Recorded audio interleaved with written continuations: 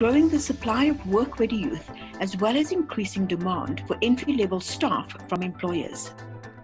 A Stanford University graduate, Misan is passionate about supporting social innovators in scaling their impact sustainably. Misan joins us online from Lagos to share her insights on creating opportunities for young people.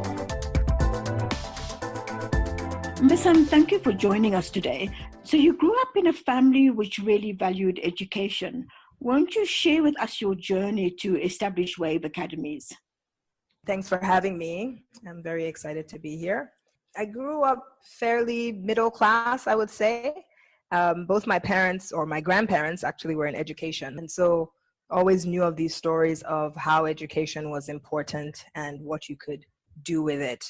My personal experience with education from a very young age, I loved school. I was one of those weird kids who would wake up early and wanted to go to school. I hated being late and would always pressure my mom, I don't want to be late for school. My teachers helped me learn new things, and I was fascinated by learning. I still remember sort of that feeling of, oh my gosh, you mean these things that we've been looking at called books all this time actually had stuff in them? And this is what happens when you put A, B, C, D together and words, and this is what happens when you put words together. And that feeling of potential being realized, I guess, was what it was, even though I didn't have that term for it back then. I was fortunate enough to be bright in school and wanted to be a teacher at some point. And I remember having a conversation where a grown-up must have asked, oh, what do you want to be when you grow up? And I answered, I want to be a teacher.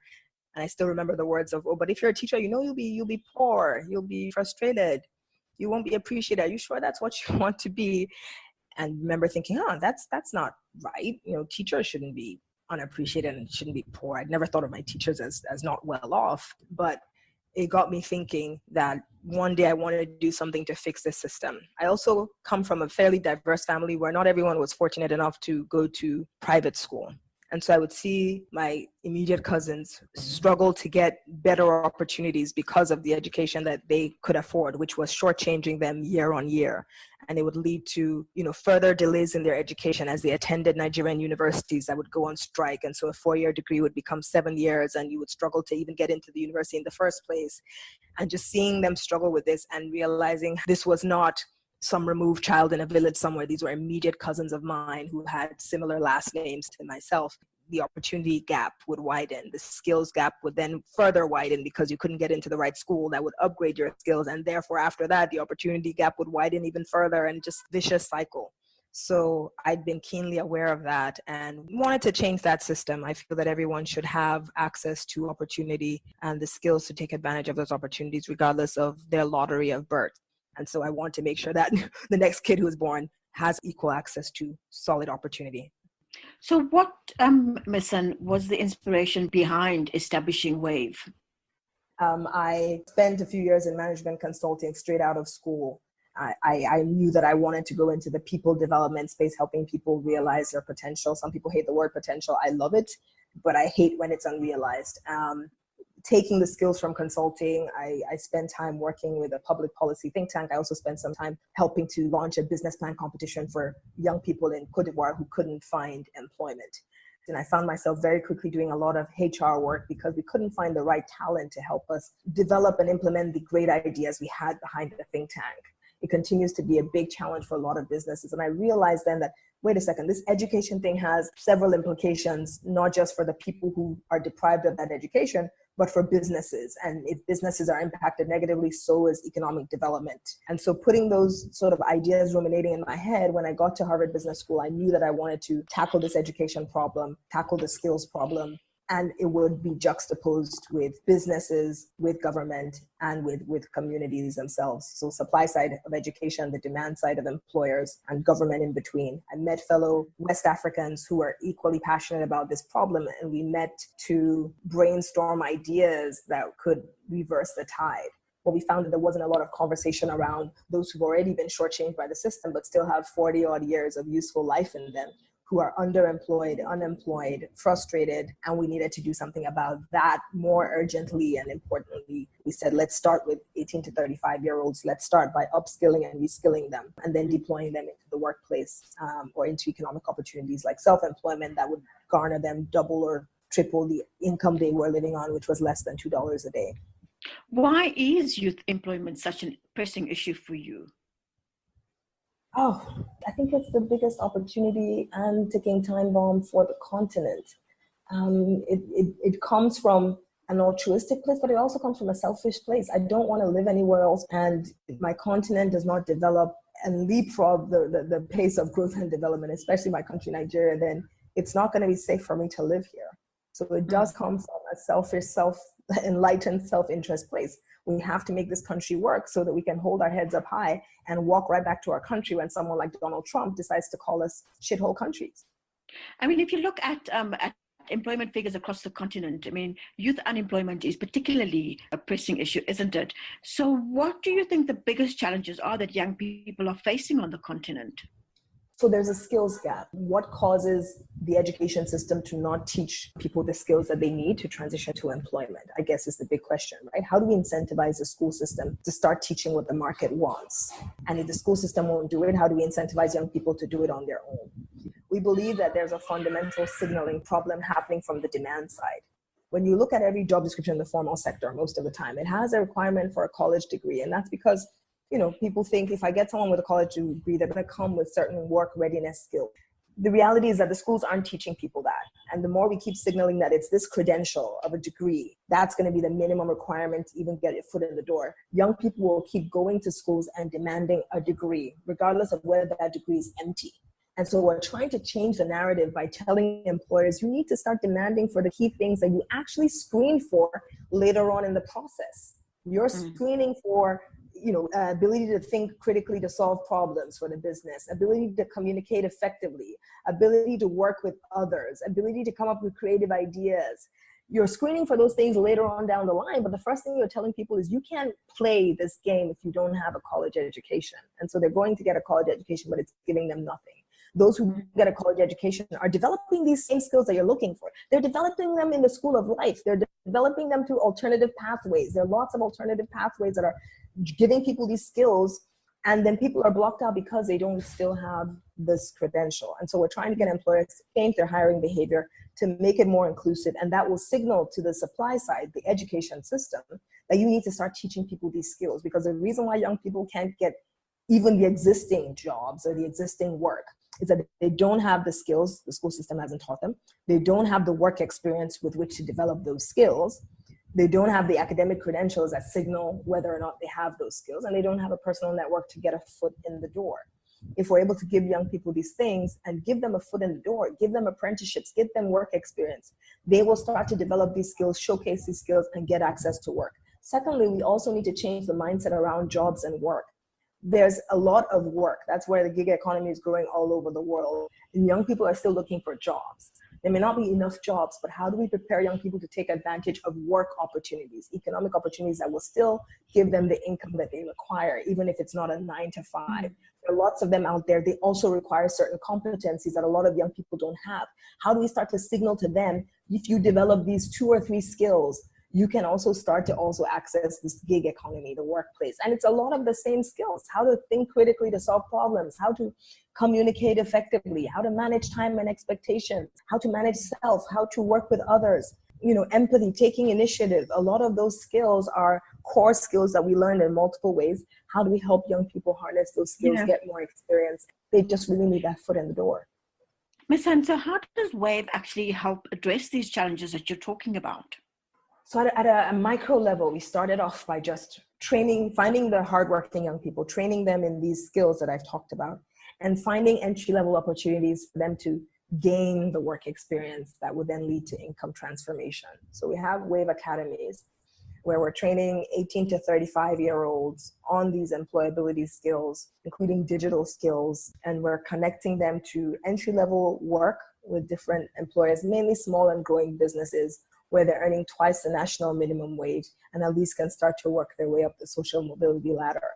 In the last few years, we've realized that we're not tackling the problem quick enough, and we need to sort of quantum leap the rate of growth. And that means, how do we work with people who are already training people in skills? And there's anything from other nonprofits like ourselves, other social enterprises, from businesses who are already building their own talent pools because they've realized the school system isn't giving them what they want. So they've set up their own institutes, their own academies, their own entry-level training programs, graduate internship schemes, you name it.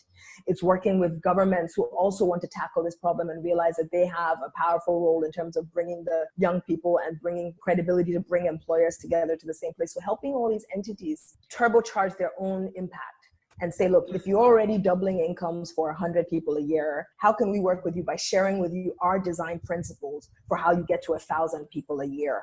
Still also transform the income. It's everything from the right M&E systems, the right fundraising system, but the curriculum as well. We've created, we've shared our curriculum open source so that anyone who doesn't want to reinvent the wheel and wants to use a curriculum that has already proven to move people's employability skills, they can access that. We've been working with assessment organizations because I think a big challenge around them and why they're called soft skills is that people find it hard to measure them. And so how do you start to come up with a standardized ways to actually measure whether someone is adaptable, whether someone has the right critical thinking abilities, communication skills, etc. And so using those standardized assessments, we then work with employers to make their hiring more inclusive.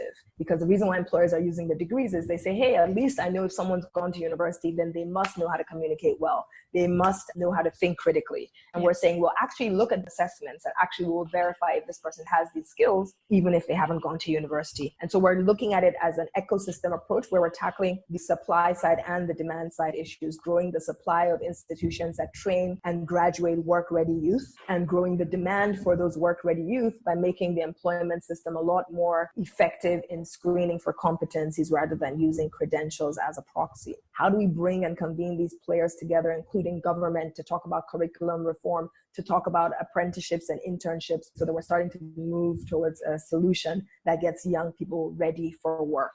That's the name of the movement. How do we get young people ready for work? Misan, you've got some incredible stories of growth amongst people you've encountered. Could you share some of those with us? So in terms of stories that stick out, a third of our team is our alumni. And so every day I get to work with our success stories. They come in through internship programs, and then they work their way in some cases to join us full time. And then you see them sort of rise through the ranks. And that's very rewarding as they develop more skills by working in this high intensity startup. They're able to then grow phenomenally. And I tell them every year, go out and market your CV with all the skills you're learning, and go out there and shop for a job just to remind yourself just how much you've grown and to see the market put a value on it. I think about some of our alumni who have gone on to become middle management, now call us when they need to hire people for their teams. And so, the client who was an unemployed youth is now a client in that they're an employer.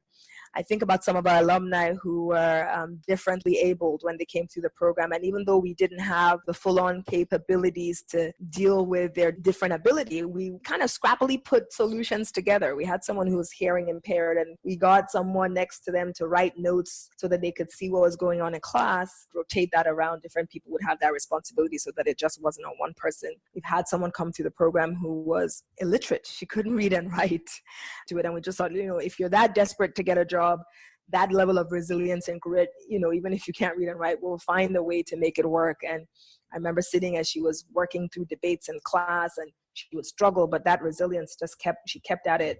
I remember another student who was visually impaired, and we had to learn to use my iPad at the time to magnify the text so that he could read. People had to explain what was going on sometimes because, he couldn't see in the dark if the lighting wasn't right. And we just found ways to make it work.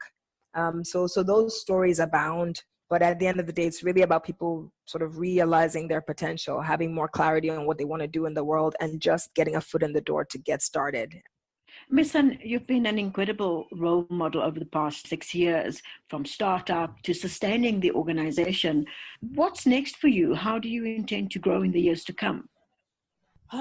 So for Wave, we are again at the cusp of this new strategy, which is how do we replicate how we train people, how we screen them into organizations, how we hire them into, organizations more inclusively, how we work with the ecosystem at large to convene more conversations and more collaboration between the educators, the employers, the government, the curriculum regulators. So I see us playing a lot more of this role that allows us to reach exponentially more people than when we were just doing the work of direct impact. That being said, why we've been able to gain that credibility to begin to play this facilitator role is because of the learning that we have done from that direct work. Our academies now serve as innovation labs where we're constantly testing how do we make our curriculum to increase and transform incomes even more? How do we make our model a lot more simpler and cheaper to deliver so that it can reach more contexts? How do we create and accelerate the gig economy and that level of work that's available, even if they don't have enough of the 9-to-5 formal sector jobs? How do we then partner with other organizations that train people very well in how to set up micro and small enterprises that can then be self-sustaining for the individual, but also start to create 1 or 2 jobs and income transformation at different levels? So we see ourselves sort of as the go-to innovator in this space for youth unemployment, testing out various solutions, rolling them out across a network of like-minded partners who are also, sort of transforming and training these skills. And yeah, just sort of accelerating that impact. And then you want to look backwards and then see, okay, how do we get a more long-term solution in place? So that's priority group B, is the young people who are in school right now. How do we start to work with the education system from secondary schools to primary schools? How do we equip their teachers with the ability to teach these life skills, which will eventually translate into work skills? We're also excited about some of the work that we're doing in that space with public school educators and already working with existing distribution systems. We're not trying to set up our own after-school programs. We want to work with the existing public sector infrastructure to ensure that every child has already the work readiness, life readiness skills to be competitive in the 21st century, because unfortunately the majority of our kids aren't going to go to university at the appointed time. And so we need to make sure that they at least have the work readiness skills to get started in an income that's in the formal economy that will help put them on the right path. So, Misan, in all the work that you've been doing with young people, what tips do you have to share? So tips to other people who are training young people. We think about what is impact, what is scale, and what is financial sustainability. And so when we think about how do we transform incomes, we're always making sure that you're talking to the demand side. If the demand side is the formal sector employers, if the demand side is opportunities in your local community, whatever that is, you want to be training skills that are going to make people competitive for what the demand side wants. In the beginning, we just felt people should know these things. We turned it into like a mini life school. But very quickly realized, hey, yes, it's nice for someone to understand cross-cultural competence, for someone to understand personal finance, but our program is very short and we have to focus on a few things and do them well. So let's focus on the 3 to 5 skills that are most important to transition someone into work. And so we have to narrow down to that by listening to the demand side and by getting them involved in our curriculum development, in our training. We bring employers into the classroom, we bring entrepreneurs into the classroom to talk about the skills that they need. So starting with the demand side and having that conversation and working with them throughout your model as you design it, as you implement it, as you review it and improve it is very important. Having an industry board of sorts, very important.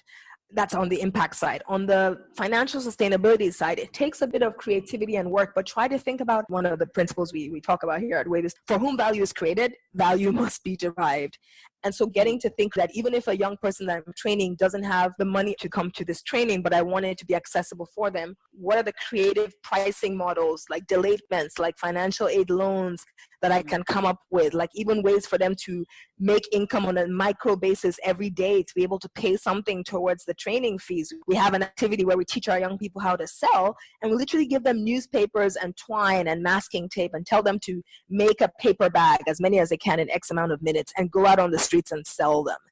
They put it towards paying for their certificate when it's done. They use it towards paying for their transportation. We were like, well, maybe we should give them the bags every day and it shouldn't just be on that day with the training class for selling. So getting creative about how you can get people to pay for your service becomes important for your sustainability. And then on the scale side, always thinking about how can you make your product simpler to deliver, cheaper.